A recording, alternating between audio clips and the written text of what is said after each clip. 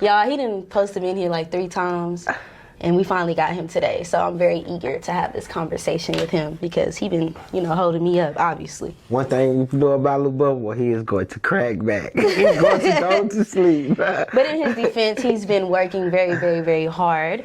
So let's go ahead and give me an introduction on how you entered the music industry. Man, I entered the music industry. I was at the house with one of my best friends, and I was recording on one of them big old box TVs, them old ones when you cut it on, you hear the static and shit like that.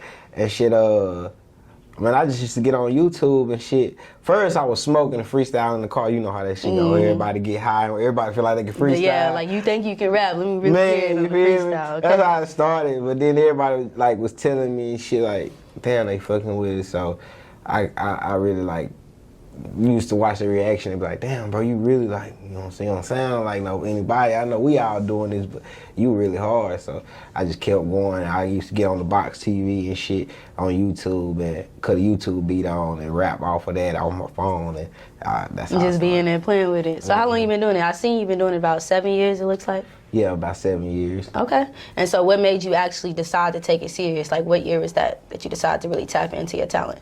Really about 2 years ago is when I started taking it serious, like running into people in the game and shit, and just actually like realizing like this is what I really want to do, you know what I'm saying? Because I love music. Like a lot of people just be doing this shit, but I really love music, you feel me?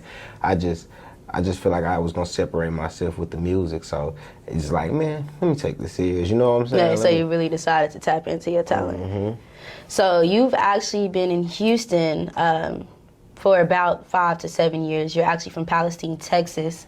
How has that transition been? That's a smaller city, so you came to a bigger city. Oh, it's a big difference for sure. It's for sure. It's a country. That's why I asked about it. Yeah, it's a country. I'm gonna say that, but I'm not no average ass country ass nigga. Like I got the country and the city tied into me because I've been out here for a minute. But like, yeah, it's a big difference though when you first get out here. You know what I'm saying? Like going from like 18,000 people to damn near 7 million is complete. Then you gotta know how to move. You feel me? Like I ain't never even heard of that part of Texas. That's why when you said it, I was like, okay, that's different. You know what I'm saying? Nah, it's for sure a big difference. But you adjust and you learn and just gotta know how to move out here, bro. Cause it's shit. You know what I'm saying? A lot of people done lost their lives out here. You feel me? By not knowing how to move the proper way. So that's one thing about it is knowing how to move. That's a big difference. That's the big difference. Okay. Yeah.